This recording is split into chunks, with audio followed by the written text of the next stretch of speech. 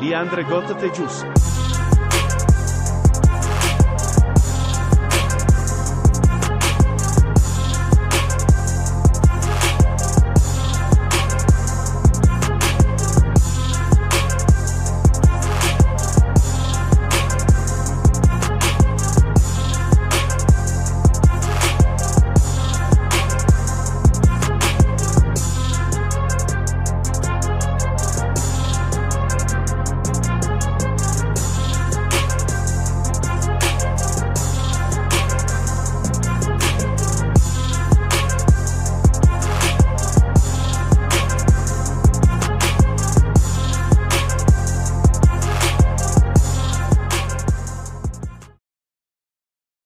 Glad you chose to stop by the channel today. Just wanted to give you an opportunity to really become a part of this community here at the Coach Smook Network. We like to call ourselves the AAA family. The AAA stands for authenticity above all. We just want to give you an opportunity to become a part of this community because we're growing and we're doing something special here as a fan base, not just for Alabama, but the fan community as a whole. We're creating an environment where it's safe to be yourself, be authentic, and meet people who share the same passion you share, whether it's for the same team or not. You can do this by becoming a member of the AAA family. You simply start by just clicking the link provided to you by one of the moderators in the chat, or it'll be pinned to the top of the chat. Click that link, it'll bring you to my homepage. When you get to my homepage, make sure you hit the notification button and turn on all notifications. Understand that there are multiple ways to support the channel, and each level has its perks. You can go through and read each perk. As we continue to grow, new perks will be added to each level. One thing we would like to highlight that all AAA members are greatly appreciated. It does not go unnoticed that you have taken time and hard-earned money to support this channel. Once you join, YouTube is going to ask for some payment information, and make sure you monitor your subscription dates. Also, if you really want to get interactive with the community and find out what's going on, think about joining our Discord family. This is where you can get into all the fan talk of the community, and also there are networking opportunities. Please be mindful that there are rules and that we expect everyone to treat everyone with respect. Also, if you're looking to partner with Coach Smook Network or sponsor, please hit us up at coachsmooknetwork@gmail.com, and our staff will get back to you in a timely manner. I'm your boy, Coach Smook of the Coach Smook Network, and I thank you for supporting this channel.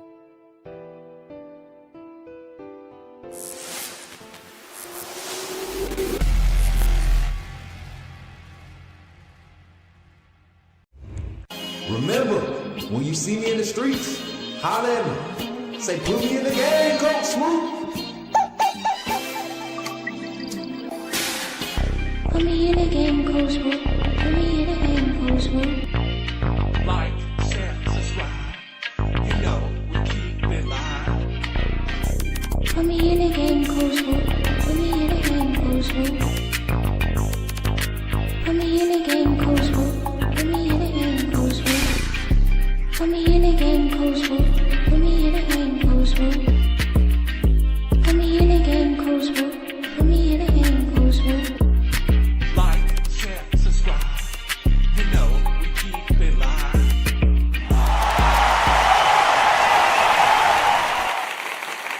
Man, everybody, welcome in, AAA family. Oh man, you got to bear with your boy today, man. That weather change got your boy yesterday, man. That, ooh, Lord Jesus, everybody doing good? Y'all staying warm out there this morning? Oh Lord, have mercy. It's cold. It's cold this morning down here in Alabama, in this great state of Alabama, man. Welcome into the morning show, man. The Coach Smook. Chattin With Coach Smook. Not the Coach Smook morning show anymore. We got some different plans in the future for the utilization of that title, man. That boy coming out. I see how the words are. See, just got too excited. We started too fast. What's good, everybody? Good to see everybody in the chat this morning, though. I see y'all tapping in early.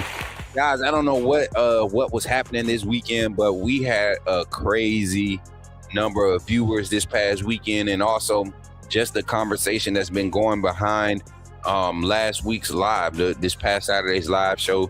Can't wait to see what the turnout is for today. But before you all do anything, make sure you hit that thumbs up button when you come in.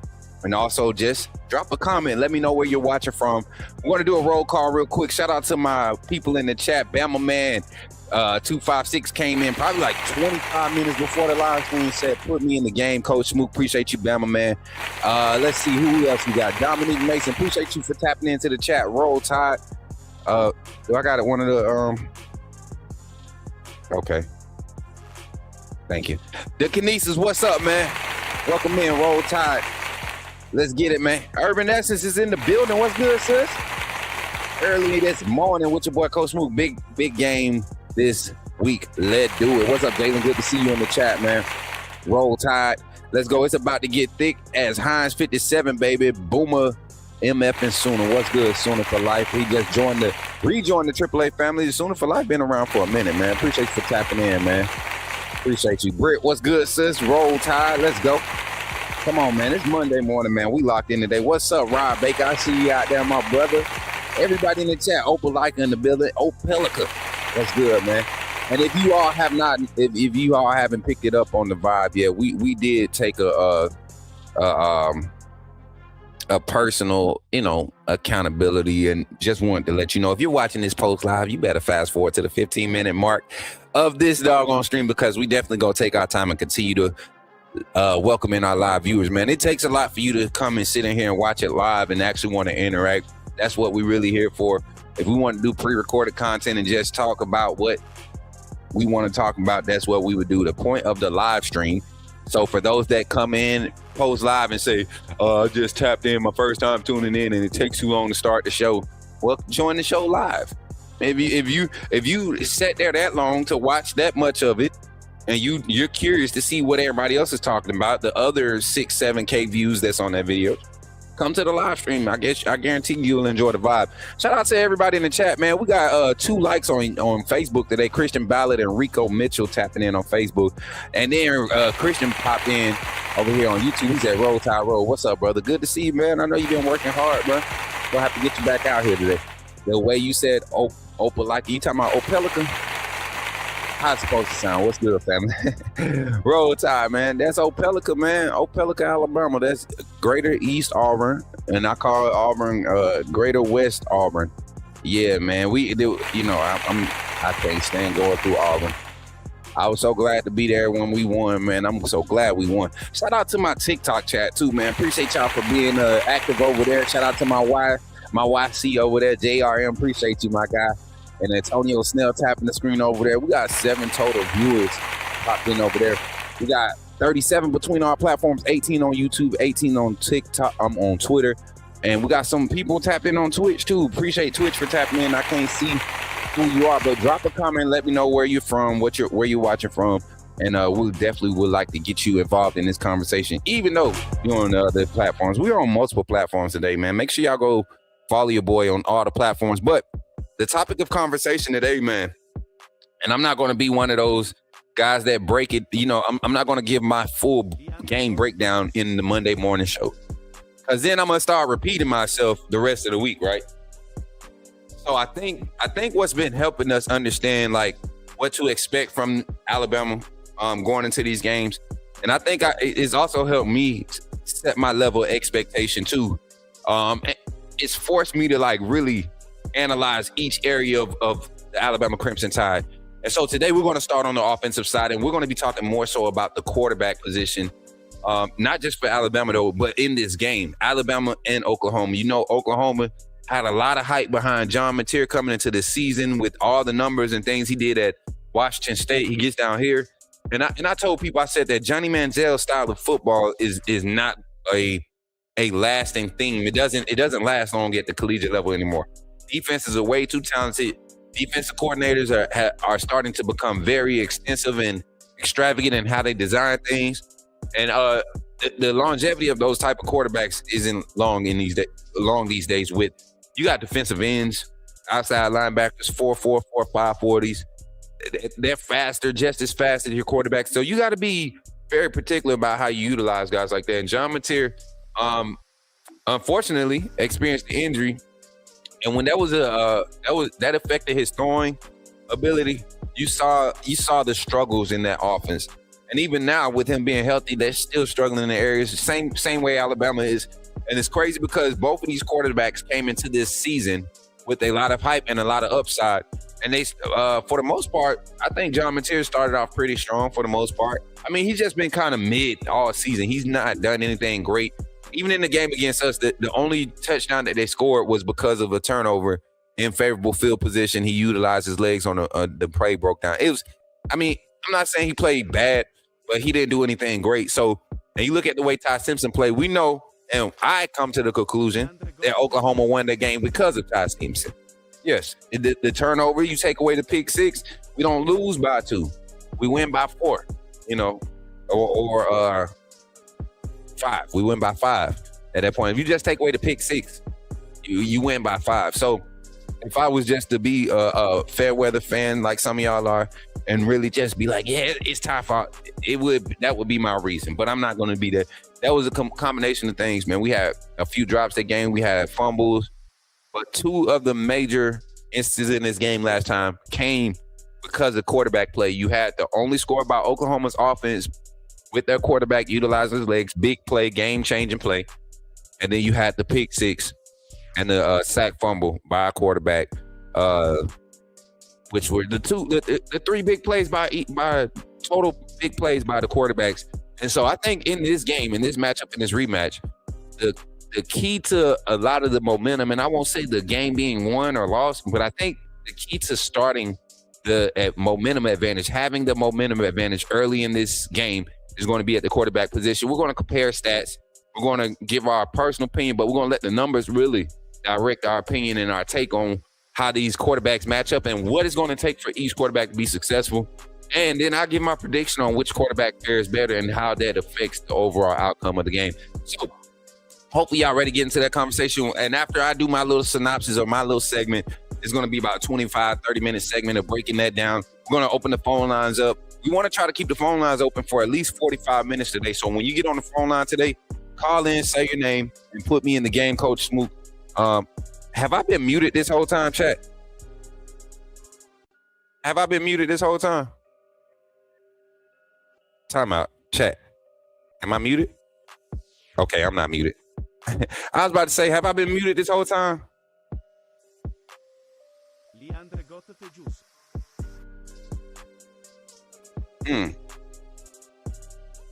Okay. Thank you, Jesus. Man, I thought I had been muted the whole time. Oh, my God. I'm sitting over here. I looked over and I see the light on.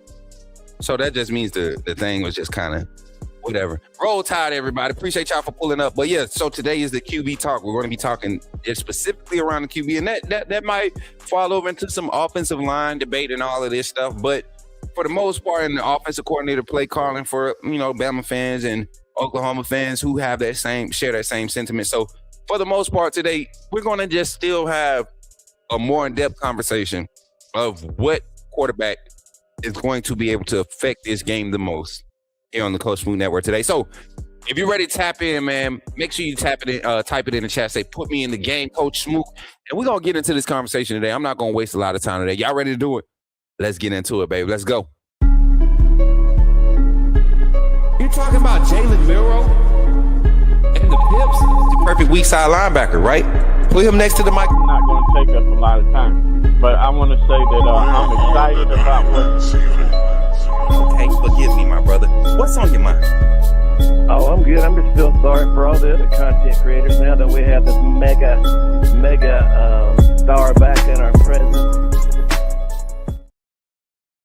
I give it up, chat. Let's do this, man. Hey, today I want y'all to have some fun on this during this conversation. I know a lot of people getting their feelings about, their opinions surrounding our golden quarterback, our QB1, Ty Simpson. But I really think people listen to our conversation and they think it's so bad. They listen to what we say about our quarterback, right? And they get real panicky. They get real panicky, and it's reason to be. It's reason to be. You look at where this young man started at the beginning of the season, and look at where he is now. And why is my music not on? Okay, there we go. But you look at where he started at the beginning of the season, and where he is now, man. And there's no reason to be. If you're a fan like myself, or you're a person that's watching the game, you're an analyst or somebody that understands the game, and you're watching it like me. and people are coming at you sideways as if you're wrong for criticizing Ty Simpson. You have more than enough reason to be criticizing Ty Simpson. There have been some statements and things made on the content here about, him not having no O-line and all of this. Those are so far from the truth. And if we were to be honest, if we were to be truthful and honest, this offensive line this year is a lot more effective and a lot more efficient than the offensive line we were able to see last year in this with this Alabama Crimson Tide. So I just want to lead with that, because I'm not coming into this conversation being biased. Honestly, if we're being honest, I have never once asked for Ty Simpson to be replaced this season, right? I've always felt like we could have grown better. We could have grown a lot more with Keelan Russell as a starter. If we would have just threw Keelan out there and week 1 against Florida State, sink or swim, right? Evaluate that gameplay. I feel like the quarterback production would be at a different level. Now, if Keelan Russell had got out there, started, and it just didn't roll over because of him being a true freshman, and Ty Simpson was to be able to get the job, I think that would have benefited him more in a different aspect. The fire would still be kind of lit. Having to start the season as a backup and then coming, just different narratives could have made small little different outcomes for how this season is played out with the quarterback position for Alabama. So I just kind of keep those narratives in mind of what we could possibly have seen when it comes to Keelan Russell. But we have we have Ty Simpson, and we have our product. We have what he has done. We've seen him produce. We've seen him not produce. We've seen every phase of Ty Simpson, right? And we were having a conversation on the phone the other day on the phone line before I start getting into the breakdown, comparing the numbers. And we were talking about, I forget which call it was. It might have been Pat, but we were talking about how the USF game, the way Ty played in that USF game, when he had to come in his red shirt freshman year, the first year under Jalen Milroe as a starter. So that means he would have been a red shirt sophomore that year. No, red shirt freshman, because his freshman year was under when Bryce was still there. Red shirt freshman year at USF, and he had a red shirt sophomore. Yeah, because he's a red shirt junior right now. He'll be one more. He has one more year eligibility. So his red shirt freshman year, you see Ty Simpson go into the USF game after Tyler Buckner goes in, skips the ball. And if you look at his play during that game, and I understand the rain, all of this stuff, he's playing in the rain since then, right? He's played in and started in a game where there has been rain and where there has been an issue or a factor to be considered in his gameplay, right? And if you all really go back and watch that game, and this is under a total different offensive system, total different head coach, coordinators, all of that. Ty Simpson's game and the way that he played against USF has not really truly developed past that level. Think about how we won that game. We had to run the ball. We had receivers make some crazy good plays to get downfield, right? Even though they were limited. Ty Simpson he was not able to hit anything on the deep ball. He went 9 of 16 for like 72 yards or some junk like that. He ran for the game-winning touchdown. And I think one time he actually had fumbled the ball before he crossed the goal line. Was that no, that was Mercer. That was the year before Mercer. But these are things that kind of intrigued me when I started thinking about it. I was like, man, still not able to throw guys open, right? Clean pocket. And that year, that offensive line was bad, man. Tyler Buckner, Ty Simpson, Jalen Milroe, they the first 6-7 games of that season, they experienced so much hell playing the quarterback position at Alabama. So I looked at that game, man, and I went back and I watched it. And some of y'all might be mad at me when I say this, but the only difference is Ty looks about 10 pounds thicker with, a little bit more lean mass on him. But as far as the dropbacks, the mechanics, everything still looks like if there was nothing out there on the field defending him, that's what you want your quarterback to look like. But then once that ball is released or once that pressure is starting to get put on him, man, this is not a quarterback that you want or you can truly trust. And that's not me doubting Ty Simpson or dogging him. This is me just talking about what we have not seen. We have not seen any real growth since that USF game where he had to come in and win that game. Now, granted, he has played in a lot of moments where everything around him, if it's working in favor, he's not going to do anything to mess it up. But when the pressure's been put on Ty Simpson to create or to make something happen, he has failed us more times than none. So when I look at it, that's the persona around Ty Simpson. We've seen you at your best, but you really didn't do that. That was Jeremy Bernard, that was Ryan Williams, that was Isaiah Horton, that was Josh Cuevas, that was Jam Miller, that was A.K. Deere. Like, these are the guys that and it's not like he was scrambling to make plays like Isaiah Horton touchdown pass against Vandy. That was probably the most electric play, Ryan Williams, when he, opened back up. And I think Ty Simpson was rolling out to the right, and he stuck his foot in the ground, opened his hips up, and was able to get back square on the receiver. Ryan Williams plants his foot in the ground, opens back up, receiver keeps going and drifting. Ty Simpson throws the ball on the rope after evading the defender. So those type of things are nice to see, but it's not like they're game-changing plays. They're not just crazy effective. People are still trying to debate that the pass, the slant that he threw to Isaiah Horton was such a tight window throw. And if you look at it, that was great play design by Ryan Grubb. You sit there, most people would usually try to run that slot across the face of the quarterback as quick as possible. You had great protection by your offensive line, no pressure in the pocket. Isaiah Horton is the number one boundary receiver. You got basically like a double rub concept clearing space for him. You get him and you catch them in man. It wasn't a hard pass to make. I don't know why people are looking at that pass and trying to act like it was such a hard pass to make. It was, any one of us could have made that pass. I understand it was on fourth down. Had to make the right pass, but this is the same game where every time he dropped back to pass the ball, you didn't know if he was going to skip it or overthrow it. So we have to see better production as Alabama fans. Now, talk about a little bit on the Oklahoma side. One thing I will say about John Mateer is that his accuracy has been exposed. The lack of accuracy has been exposed. And a lot of times, without the dynamic playmakers at the wide receiver position, it kind of helps an inaccurate quarterback, because if you look at the style of play calling that Arbuckle has had to go to because of this inconsistencies, that's actually worked out better for the growth of the offensive line at Oklahoma. See, the difference between Alabama and Oklahoma's offense and the quarterback situation is, I truly believe Oklahoma has an offensive line problem and has had one all year. But because of the quarterback wanting to create plays with his legs, we haven't seen the effects of that on a consistent basis. Now, Oklahoma fans, they experience it.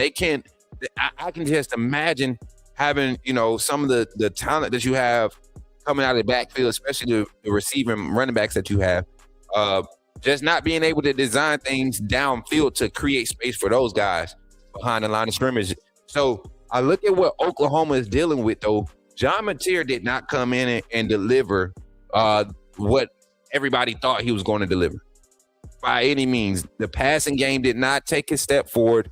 Even Arbuckle's play calling, and this is a recurring theme with offensive-minded coaches bringing in or just the new wave of offensive coordinator coming in and the ball trying to be spread out in space, and people don't believe that you could run the ball into space. Like, I don't know why, but Coach Kiffin does it the best. Literally creating space, dive, creating space, zone, creating space, RPO, spread them out formation-wise, dive, zone, RPO. He does it repetitiously like clockwork. But for some reason, these coordinators coming into the SEC feel like they have to really allow the quarterback to sling the rock or move the ball around with his arm in order to, utilize the run game in space. And I'm a firm believer that you can really just turn around and hand the ball off, and your blocking scheme can create space, within space. So that's just my 2 cents on it. When I look at what the quarterbacks are dealing with right now, the QB comparison, I'm sorry.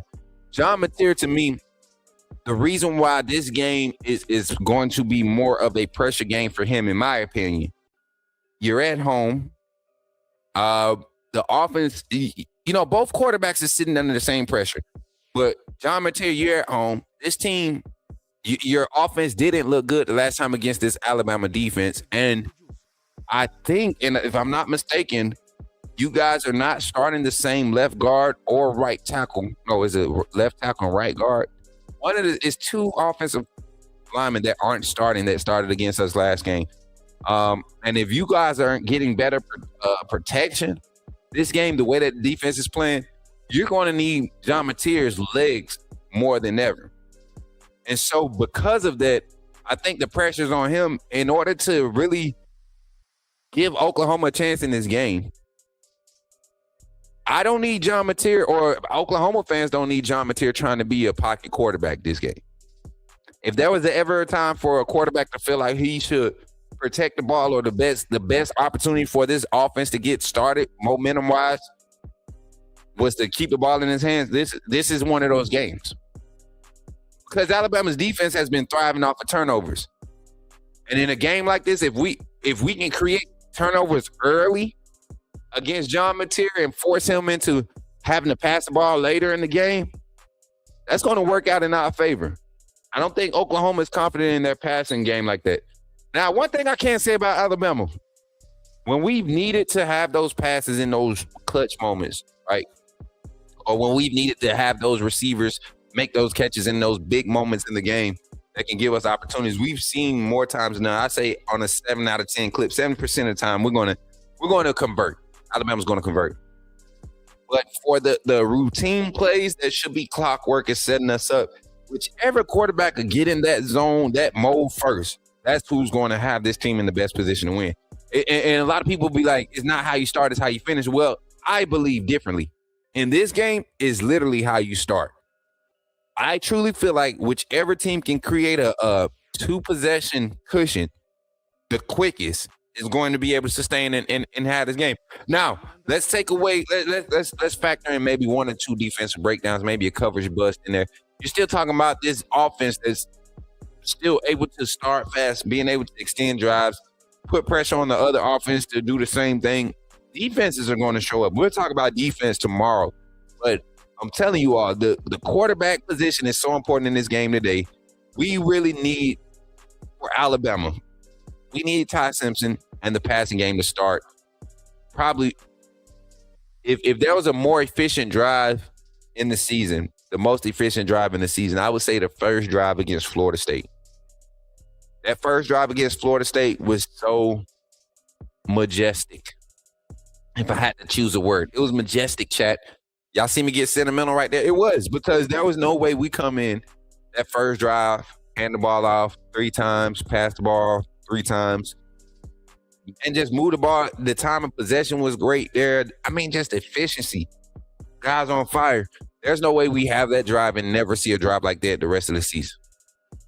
And we've seen spots in the season. I'm not going to say we haven't seen a drive exactly like that, but where is the first drive? We have not seen that the whole season. Not in a game where it's been worth something, right? LSU, it took us 2 drives. I mean, I think we've only scored on the first drive in 5 games this season. So we want to get back to starting early, and that all falls on the shoulders of each quarterback for Alabama and Oklahoma. All right, so how can we see these quarterbacks take advantage in the first early in the game? And let me get to the comments before I transition to that. We got some star comments. Let me check them out. Dang, Mary J, Sooners for Life, your favorite? You got like 20 comments from Sooners for Life. Rob Blake, that's not true at all. The only team in the SEC outside of Texas that Oklahoma respects is Alabama. Oh, wow. No respect for everybody else. You don't respect LSU, Oklahoma? That's messed up. Is Kalen on the hot seat if Alabama loses? Nah. You make it to the playoffs your second year, you literally you got 2 winning seasons. How you going to be on the hot seat with winning seasons? First of all, let's talk about this. We're not just talking about 8-4s. We're literally talking about your national champion. Your national champion had a loss last year, right? Or 2 losses last year. Your national champ had 2 losses on their resume last year, right? Ohio State had 2 losses. Thank you for being real. I have been saying the same thing that folks been getting mad at me about. What? Ty Simpson situation? Mateer is definitely under extreme pressure at home because we paid him $3 million, 100%. Not just that, but just like The offensive line situation, if your offensive line hasn't figured out, the Oklahoma offensive line hasn't figured out what they have, the best group of 5, possible 6-man rotation to go into this game against Alabama. Kane Womack and his defense, like literally just getting better and better. The comfortability, the cohesion is there. This will be a game where you got to think this is do or die for each side. There should be no play left behind, right? No play call left behind right now for either side. All right. Are we really saying Ty doesn't throw receivers open or hasn't thrown receivers open? I've seen Ty throwing windows all year. We focus on so much negative, we forget Ty can do What timeout? Anointing game. And give me one pass where Ty has actually thrown a receiver open. Even when Ty has had receivers streaking wide open, we see receivers having to slow down to catch the ball.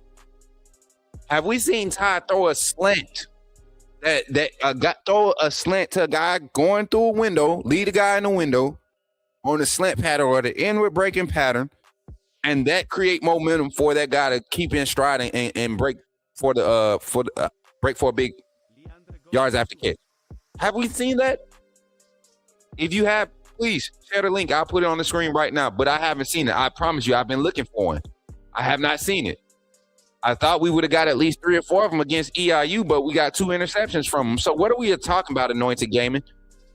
Are we really saying Ty doesn't throw receivers open? Yes, that's exactly what we're saying. That's been the evaluation of Ty Simpson since week 1. We have yet to see him throw receivers open. That hasn't changed. Wins, losses, he has not thrown receivers open all season, chat. And I ain't talking about broken down plays. I'm talking about literally having the space and the protection and the timing in the pocket and seeing something cross through the first window and knowing what the defense is doing, already predetermining what the defense is doing, leading into another window while they're in stride, not them having to slow down to catch it on their back hip or none of that. In stride, leading the receiver. I haven't seen it. I'm sorry. We've been a first half team all year. Hopefully we jump out again. I would disagree.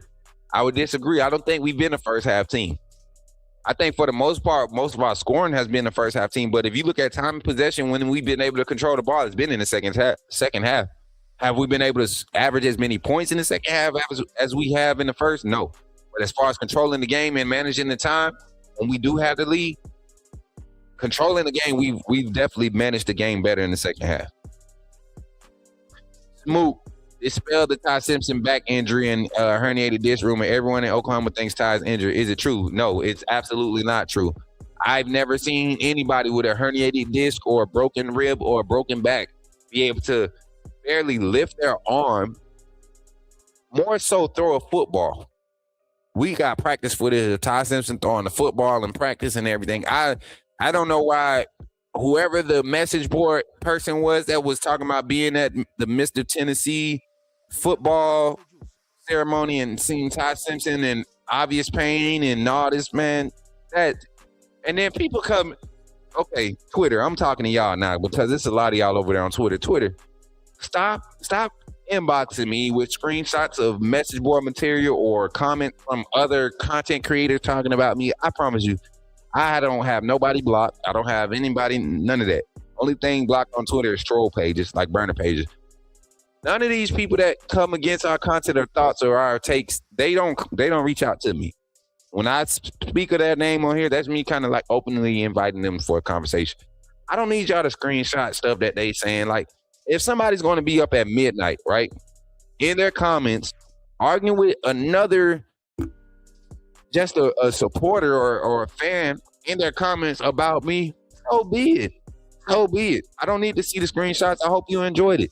And I don't mean no disrespect to anybody that does that, but it's just it's getting old, man. I'm tired of dealing with haters, like from an emotional standpoint. I like to make fun of it. I like when people hate on me and I could laugh about it. Some of y'all get too serious. I don't like that stuff, man. That's just not me. I'm just saying. All right, but like I was saying about the practice footage, man, I don't see how people could say Ty Simpson was hurt after seeing the way, just the little bit of practice footage we had from this past week. I don't think people are tripping. I think people are tripping. I don't think Ty Simpson is injured. He may be hurt, but he's definitely not injured. Honestly, we are reloading, not rebuilding. Facts, and people, they don't understand that. Like, we were a 10-3 team with Coach Saban. We were literally a 10-3 team with Coach Saban. Literally a 10-3 team with Coach Saban his last season. You go to next season, your regular season, what was the total point margin for our losses last season? You had 5-point loss against Vandy. We lose by we lost by the Tennessee. I forget the Tennessee score. And then Oklahoma 20-3, right? 20-3 or 28-3. Like, that's your one-off game, man. You have that. You have that in college football. You have that in football and sports in general. If Ty gets pulled this game, does he transfer in the offseason? How many drives before we see Mac or Russell? Roll Tide 0076. You definitely get your question answered for having that wristband, man. And yeah, I do think he would transfer. I do think so. And just having more conversations around like mode going into this game. I don't think Ty Simpson is out of himself. He may be in his own head, but he doesn't lack confidence, right? He doesn't lack confidence. He's in his own head, but he doesn't lack confidence in himself as far as being able to do the right things or say the right things to get, to keep himself in the position to create opportunities. So I think more so than ever, though, Ty Simpson is at a proven point, right? He has to be on one of those things where these first 6 passes have to mean something. They just can't be routine. They have to actually mean something. And I'm 100% with you. Ty will not beat out. The only reason I told y'all, Lisa said his feelings are injured. Oh yeah, because he's feeling that same heat that Miro felt last year. Now, and I'm glad there are people speaking up about it too. I'm glad there are people speaking up about these narratives, these contradictory fans, these fair weather fans that want to pick and choose when they want to. The same evidence is showing up, but we're trying to create a different argument. The same evidence is showing up, but we're trying to create a different argument, right? Same evidence is showing up. So I love having these conversations. I love talking about how these guys are developing.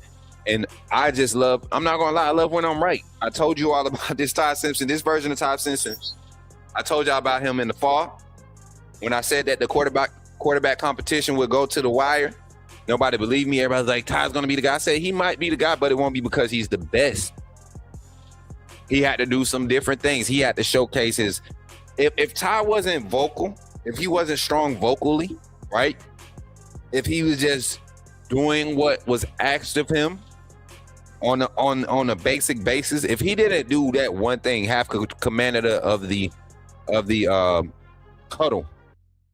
If he and Keelan Russell and Austin Mack all sounded exactly the same in the huddle, Ty Simpson wouldn't have been our starting quarterback. All we got to do is go back to when Ryan Grubb announced the starter. Go back and play it back. His control and command, his presence is what allowed him to be the leader. All 3 quarterbacks have been doing great jobs. They're doing great jobs as far as growing. Neither one of them were really struggling with the actual plays, right? Austin Mack probably took a little bit of a regression in the passing game after his week 2 scrimmage in spring, where he went crazy. Didn't hit that peak ever again, but has been progressing to be more consistent at that peak. And Keelan Russell has just continued to grow every practice since he's been on campus in the spring. So I would say this: if Ty Simpson got pulled, just based off of what I feel right now, and I know we've seen Austin Mack come out and get the 2 reps, but I don't know if y'all paid attention last game, against Auburn, when when Ty Simpson hit his head on the ground at the timeout, when they went into the timeout break, they had Russell and Mack both warming up, right? When it came to the huddle while Ty Simpson was getting checked on the bench, they had Russell and Mack chin straps on, helmets on. Coach Grubb and Coach Kalen DeBoer talking to both quarterbacks. And I feel like there's truly a situation in where if Ty Simpson goes down during that injury timeout, what are we trying to get accomplished? Are we seeing our receivers get crazy good separation and our pass pro extra good right now? Go Keyline. Are we struggling in pass pro? Are we not able to open up the pass game? Do we need to lean on the run game and build off a play action pass? Go Austin Mack. That's where the situation is, in my opinion, for the Alabama quarterback position. If Ty Simpson does not experience success early on, if he's not able to establish himself on a level where we're talking about, and I'm saying this with the utmost respect, Ty Simpson needs to come out and have a Mac Jones type game, Mac Jones, Devontae Smith type game versus Ohio State. That's the type of quarterback play we need from Ty Simpson. That type of efficiency. If you go look at how Mac Jones worked that ball downfield throughout the game, and a lot of his passes, yes, went to Devontae Smith. But if you look at how Mac worked the pocket, how he utilized his legs to create space, not just for himself, but just to help the offensive line. That 2020 offensive line was not the best offensive line we had seen at Alabama. He just helped them out. They worked together. I think Ty Simpson is hurting the offensive line and helping them at the same time, because you're standing there and you're comfortable enough to stand there flat-footed and kind of get out your time clock, your internal clock, gets a little slow.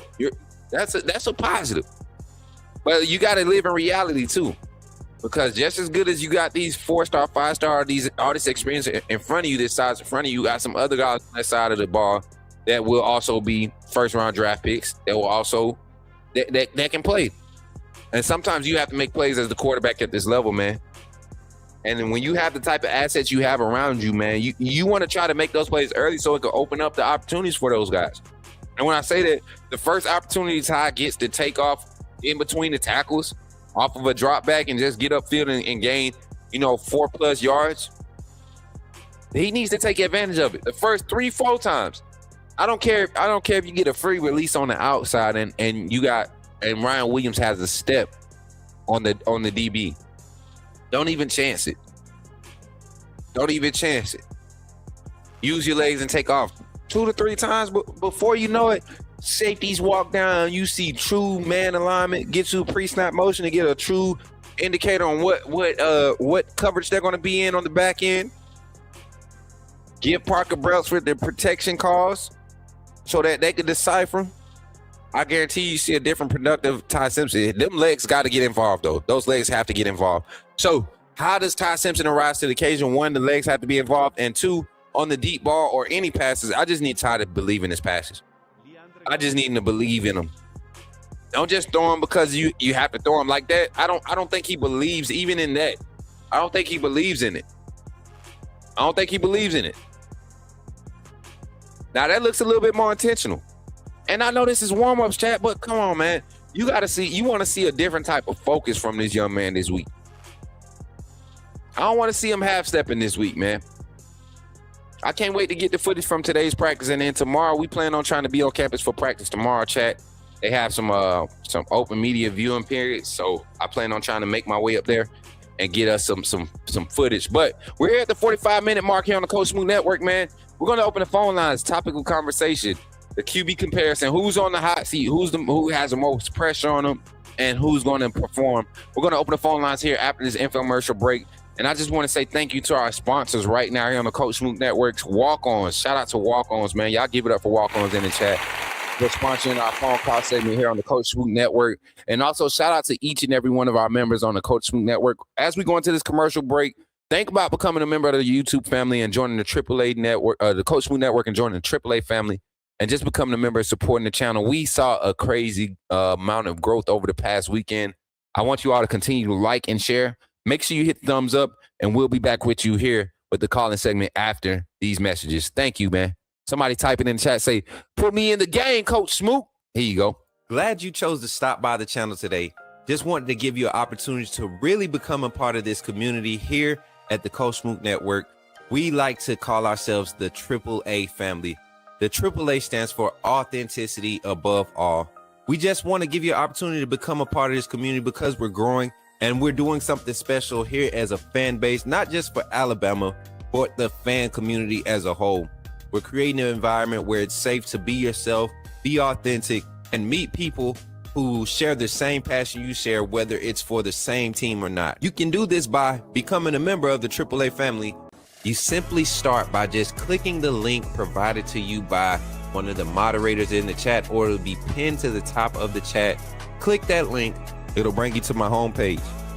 When you get to my homepage, make sure you hit the notification button and turn on all notifications. Understand that there are multiple ways to support the channel, and each level has its perks. You can go through and read each perk. As we continue to grow, new perks will be added to each level. One thing we would like to highlight that all AAA members are greatly appreciated. It does not go unnoticed that you have taken time and hard-earned money to support this channel. Once you join, YouTube is going to ask for some payment information, and make sure you monitor your subscription dates. Also, if you really want to get interactive with the community and find out what's going on, think about joining our Discord family. This is where you can get into all the fan talk of the community, and also there are networking opportunities. Please be mindful that there are rules and that we expect everyone to treat everyone with respect. Also, if you're looking to partner with Coach Smook Network or sponsor, please hit us up at coachsmooknetwork@gmail.com, and our staff will get back to you in a timely manner. I'm your boy, Coach Smook of the Coach Smook Network, and I thank you for supporting this channel.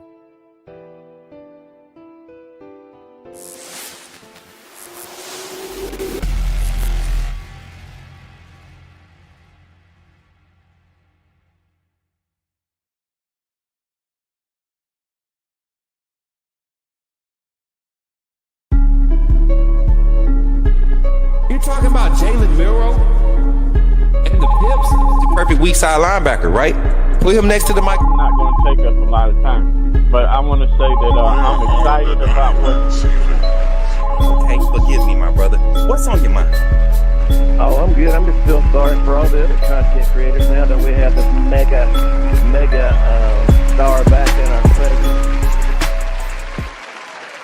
Yes, sir. Yes, sir. Come on, chat. Y'all give it up for your boy. Give it up for yourselves. Phone line is now open. 334-625-1121. Call in and share your thoughts on the quarterback comparison coming into this game. You know, if you're an Oklahoma fan, talk about your John Mateer. You can talk about Ty Simpson too. Just be careful. And then if you're a Bama fan, talk about your Ty Simpson.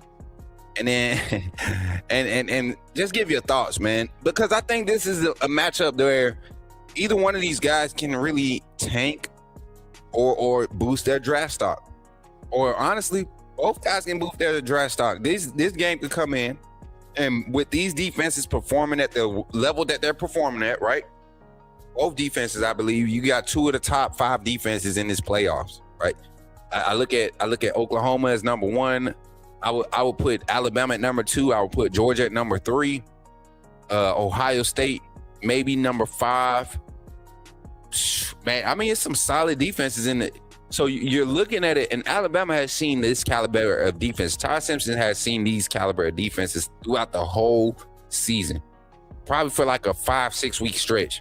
If there's any other quarterback that should be more prepared in this moment, it got to be Ty Simpson.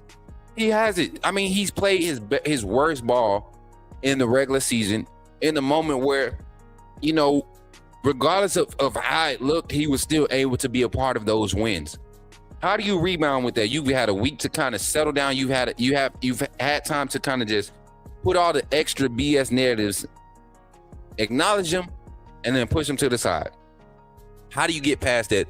Phone line is open, 334-625-1121. And while we're waiting for somebody to call in, that's crazy. I thought I had missed calls. Let me refresh here. Let me make sure it's not on Do Not Disturb. Okay, it's up. It's open. All right, phone line is open, 334-625-1121.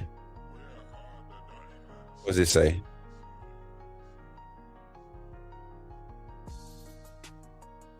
Do I not? Hold on, chat. Let me make sure I got the audio looked up right. Oh, yeah, we do. Chat, mic, music. And then we got that. Mixer. All right, everything up. All right, 334-625-1121. If you want to call in and share your thoughts, we're going to leave the phone line open for about 30 minutes here, 30 minutes on today's show. Keelan looks scary in my honest opinion. He looks scary, like in a good scary or bad scary. I'm very curious to see Ty's immediate response if he gets pulled. What would be a proper response for Ty Simpson? Because if he gets pulled and we advance to the next round, would there be a like him being reinserted as the starter? Or would that be it for Ty at Alabama? Because you gotta think about it. The portal doesn't open till January. The portal isn't open till January. The college football national championship, I think, is the third week in January. So what type of narrative would he want around him? You know?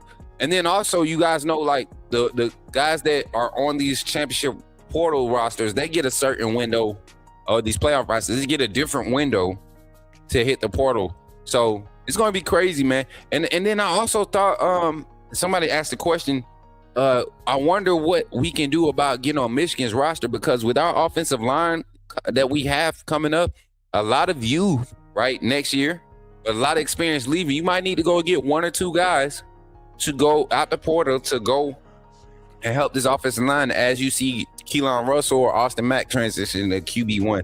I truly think it's going to be Keelan Russell. Didn't Keelan lead all fall camp in touchdowns? He led the whole camp, total touchdowns. Yes, Keelan Russell had the most passing touchdowns. Austin Mack was number 2, but Austin Mack had the most interceptions. Keelan had the most incompletions. Ty Simpson just was efficient with getting the ball out.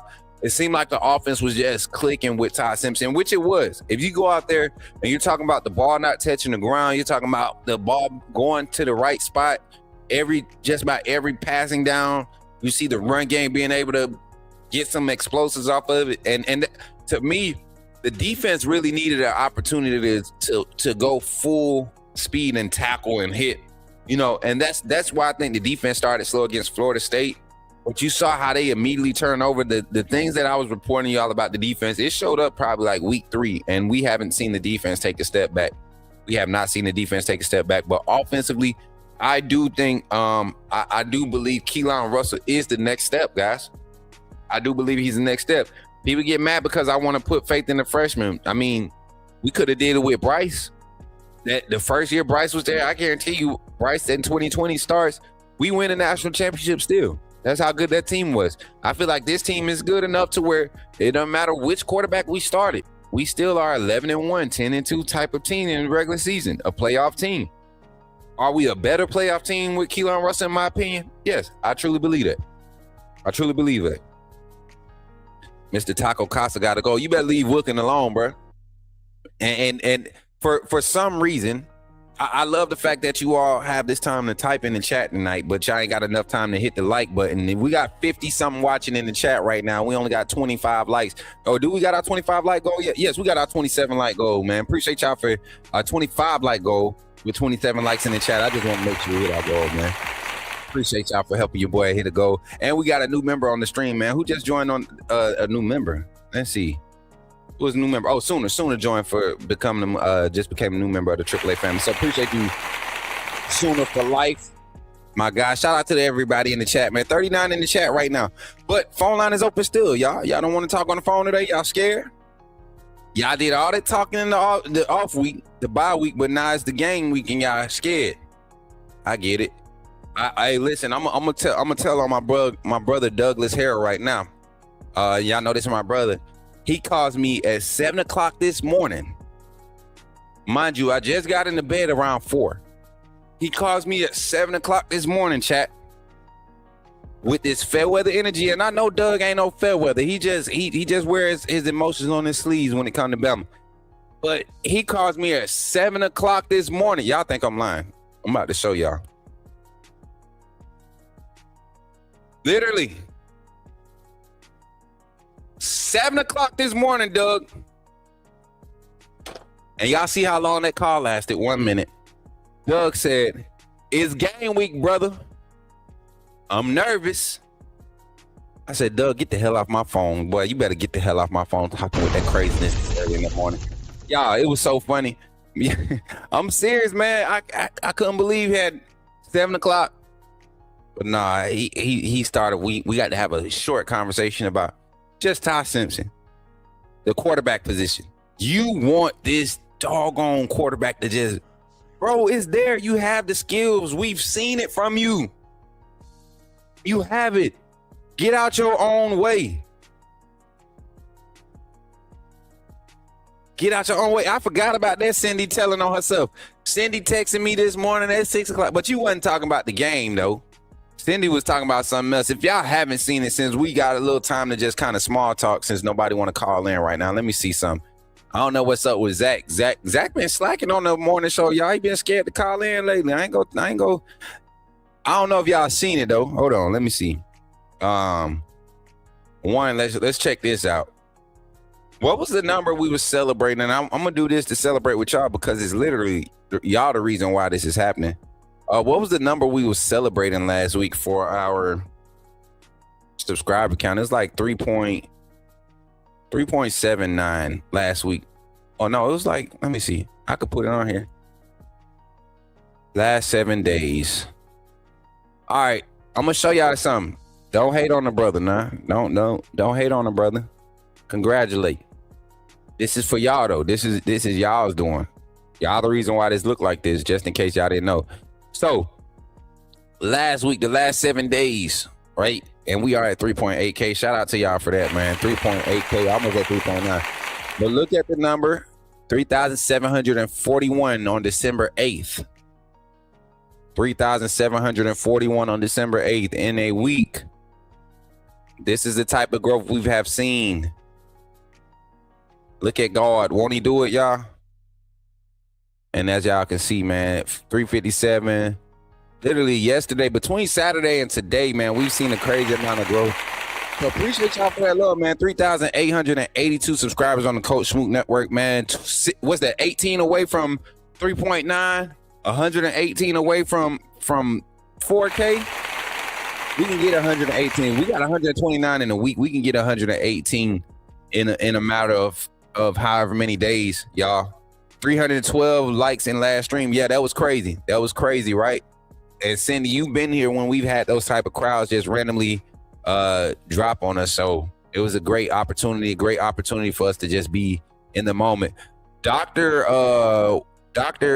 Drip, oh no, let's say Drip or Drown. Ty Simpson's not hurt.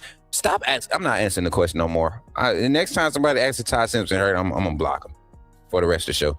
In Ty, we trust. Hopefully, Key isn't needed. I'm rolling with my Ty, regardless, and trusting in our coaching staff to make the right calls on the field. Paleo, please, 615. Appreciate you for your comment. I trust Ty. I think I'm not gonna say I trust Ty right now. I trust his abilities. When he's not in his own head, when he's not overthinking it, we are in a good position. Can I say I trust him? No, I don't trust his decision making all the time. I don't. I trust his abilities, but I don't trust his decision making. My boy said, won't he will? Yes. The mobile lives helped a lot with the algorithm. I think so. So y'all definitely going to be seeing us do more of those. We actually have our post-practice report today where I will be doing the post-practice report in this view and vertical view. So the morning shows will be in landscape. All reportings and conversation stuff will be done in this view and the portrait view. I just hope we don't get that Ty that looks bewildered out there. Deer in the headlights Ty. That's the only Ty we get, man. That look that he has every game, that's Ty. That's Ty Simpson. That's who he is. But you trust a freshman, I'm confused. Were you confused when Coach Saban put Tua in? Were you confused? See, this is what I love about Alabama fans. If Coach Saban put in a freshman in the second half of a national championship game while we were down. A freshman, a true freshman in Tua. Coach Saban, the year before that, started a true freshman in Jalen Hurts the rest of the season after he had to come in after being down against USC or having some bad drives against USC.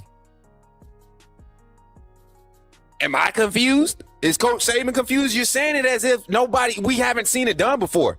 And that's what I don't like about the fair weather fans. Coach Saban this, Coach Saban that. And if you just shut up and really think before you speak, you'll hear yourself. There's no way we start a freshman. Hell, Coach Saban did it.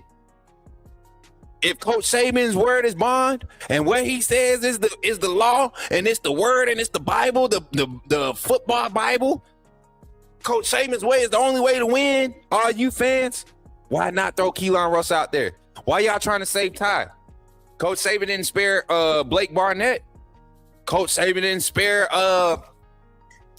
Cooper Bateman, Star Jackson. He didn't spare none of them. Come on, man. No, I'm saying you and other fans have talked about Coach Saban needs this, Coach Saban that, and that. I'm saying if I'm talking about putting a freshman out there and you think I'm crazy for saying it, that means you think Coach Saban was crazy for doing it. Especially when it's clear there's no separation in the passing talent. There's a clear separation in passing talent between Jalen Hurts and Tua. We literally just need somebody to make better decisions.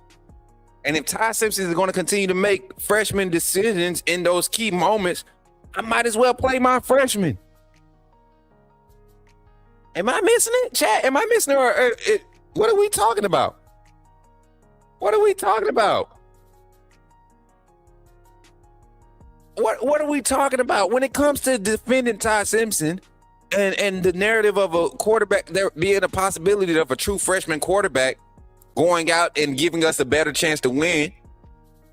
Why is that such a crazy thought?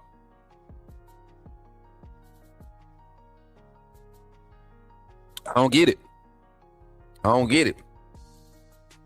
I truly don't, man. I truly don't. College football is no longer a semi-grown man's game anymore, right?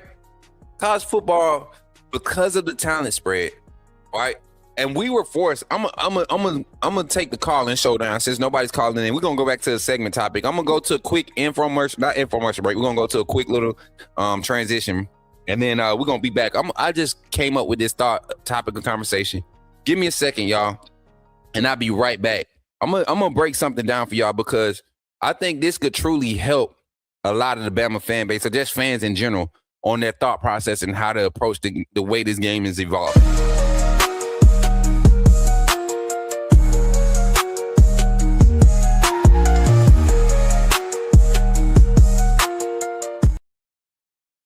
All right, chat. So I just want to say this. Like, we were literally just in here kind of just alluding to the fact that, you know, the game is changing, right? Coach Saban did certain things in his era. His way of coaching is the way of coaching to some fans.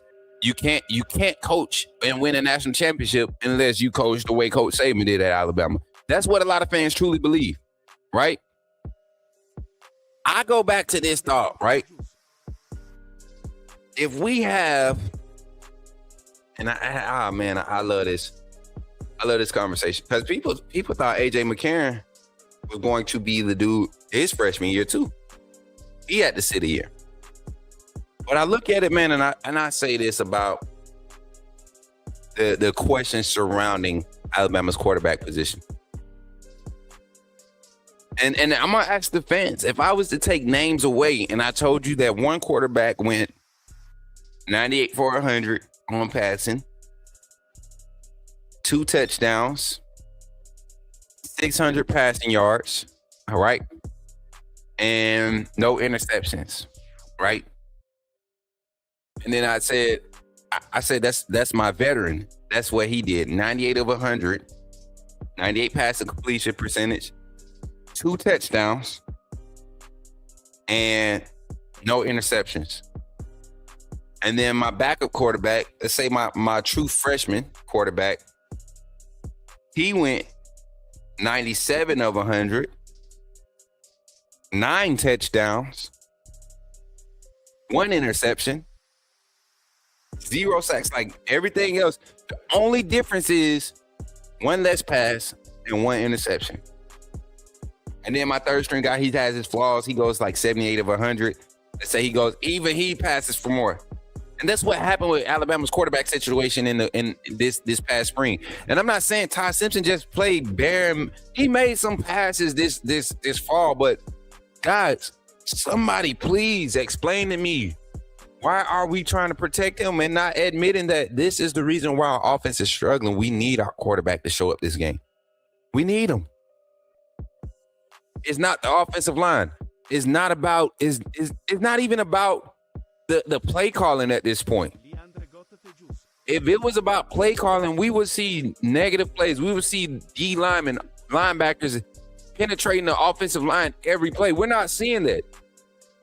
You're thinking about those moments where those plays cost us and they end up giving the other team momentum or converting into points. That's why we highlight those moments and try to blame the offensive line.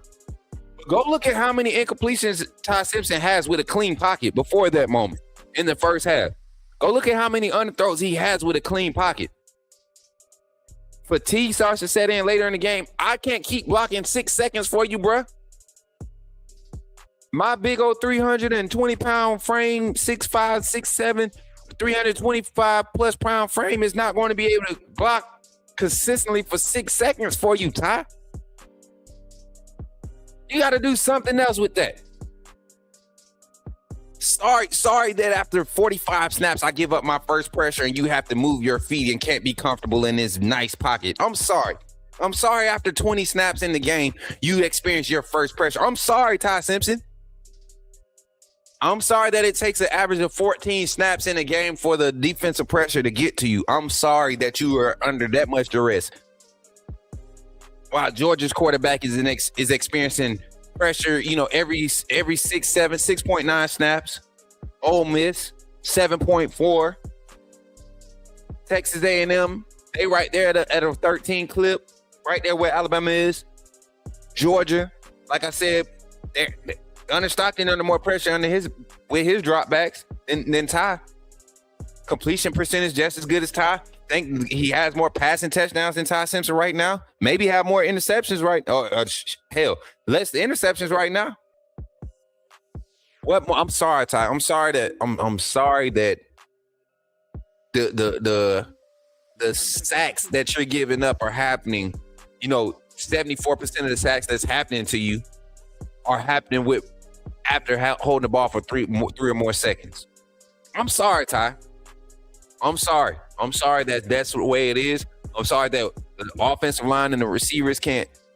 I'm sorry that the receivers can't work through mixed coverages on the back end, right? In under 3 seconds. I'm sorry that the third phase routes are taking 4 seconds to develop. I'm sorry. I mean, isn't that when you're trying to hit a deep ball, aren't you needing to the time that a play needs to develop, especially at third phase? A lot of times the reason why it works is because the ball travel is giving you that time to open up as a receiver. I'm not already open sitting there waiting for the ball. You're throwing me open to that spot. If Ty Simpson could get to that more efficiently, we will see how good the offensive line has been blocking. We will see how good the run game can be. And I don't think we will ever, before this season is over, I don't think we will ever experience an explosive run game. There are some schematic things that I think need to be honed in for this run game to be explosive, but also the play calling around the run game needs to be more efficient too. But when we have opportunities for Ty, and I don't care about running backs not being able to see the hole right now, Ty Simpson has more passing plays called for him than we hand the ball off. So I can understand the running backs not seeing the holes. They might be pressing a little bit too much because they know it's only going to be 20, 25 handoffs passed between the three of them. They might be pressing a little bit. They might be playing a little too patient or a little too slow, not allowing the gaps to develop or the holes to develop.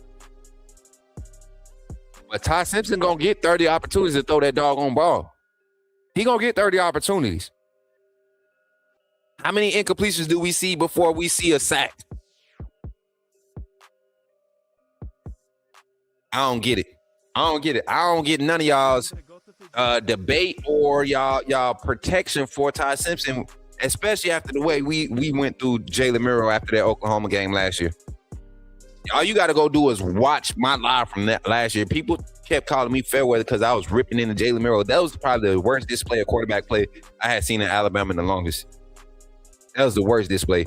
He's been getting good protection that last 4 games. He just isn't playing at a high level right now. Facts. People that keep talking about and he's running for his life. 3 plays out of the game where he's holding on to the ball too long or not stepping up in the pocket or pressing the pocket or trying to create, some type of develop a play. That's not the offensive line's problem. If you're not stepping up and either throwing the ball away or going and leaning for it, like even the play breakdown with AK Deer came in the game after Jam Miller got hurt, or he was supposed to be faking the read option, faking the handoff, and then rolling out, right? Even though you did not fake the handoff, why do you just give up on the play? It was clearly a read play. Whether it was RPO, whether it was screen, whatever it was clearly one of those. Why do you just take the ball and go dive or slide for a loss of 5? Why? I'm concerned, man. I'm concerned, and I think we have reason to be.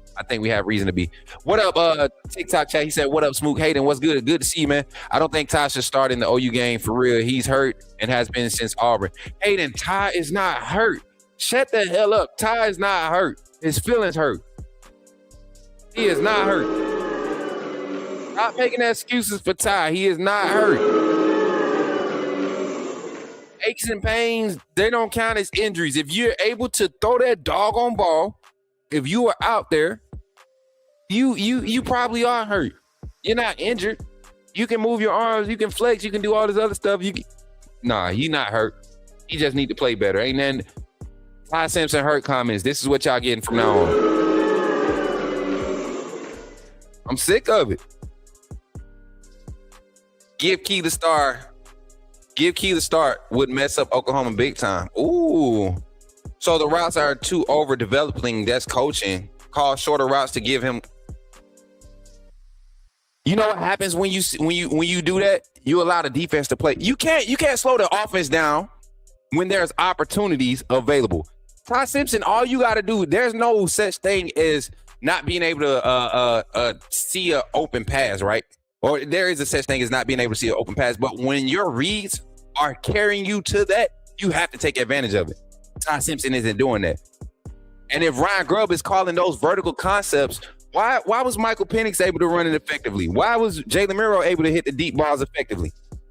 Right? Throwing players open. You cannot sit there and wait for a guy to get open. People want the route to be open off of the line of scrimmage. It's not going to happen. And every play, just because he's going through, that's when you got to go and move the pocket. You're going to play against defensive backfields that can really lock your guys down. You just got to make good passes. And I'm going to tell you this too, because I see Anointed Gaming. You one of them, let's protect Ty people. Go look at the pass that Ty threw to Jeremy Bernard against Auburn. Go look at the overview, the overview camera shot, where the fourth down where he converted it to Isaiah Horton. He still almost missed. You know what? I'll take a copyright today. Hold on, chat. I'll take one. I'll chance it today. Cause y'all, I asked y'all the other day on the show. I said, name a moment where Ty actually came through for Alabama. Just give me one where he made the play that helped us win the game or change. Like he made the play. He did something special. I said, find a special moment. I get tired of y'all with this junk, man. And then people listen to me be like, he hates Ty. No, I hate people that's making excuses for him. The boy is playing ass right now, and we keep trying to make excuses for him. Why? I'm about to show y'all right now. Hold on, let me see. Here you go. Right here. I can't show too much of it. Hold on. All right, we can't show too much. All right, so real quick, I'm gonna show y'all. Real quick, and I'm gonna put in. No, I can't do it like that. Here goes the play right here. All right. I can't do it like that. Mary J. Keep the banner up like that. We need something up. Give me a banner, Mary J. We're gonna let Mary J get a banner. Let's see. Give me a title. Great pass or mid? Great pass or mid? All right, so I'm gonna run this through real quick. Isaiah Horton's the number one receiver on the outside on the boundary, on the left. You see Daniel Hill in the slot. Ty Simpson has empty backfield. Look at the leverage in this formation. This formation is set up to create openings in the middle of the field. What's usually done is you would see most defenses, they take this gentleman, the outside linebacker, this guy that's hanging out at the edge of the line of scrimmage right here, that overhang defender, outside linebacker, they use him to kind of play more so of an edge containment, but also his responsibility is anything that's coming off the tackle there. This safety is not playing the Mike technique because he has the 3. He has the strong side over here.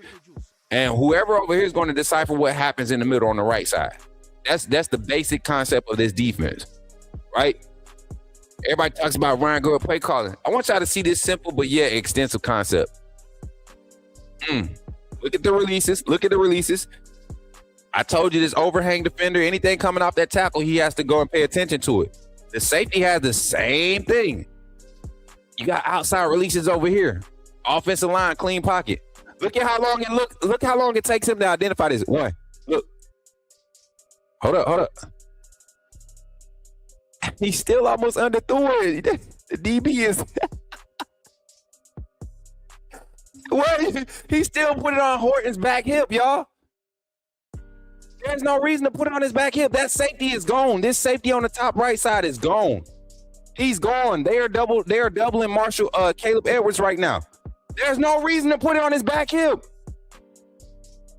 And y'all want to keep telling me, oh, great play. That was not a great pass. Lead him. Why is the ball not out right here? Why is the ball not out right here? Is the wide receiver not running a good enough route here? Should have been Hollywood. What are you talking about? He wasn't even in the game. What are you talking about? And that shouldn't have been him. He probably would have dropped it. Have you not been watching the season? This is the pass y'all are talking about. He played. This is the pass that he made that changed the game. It did not. It was the play calling that set this up. Horton wins off the line over the corner. The corner that's over him at the start of that play. He wins off the line. Look.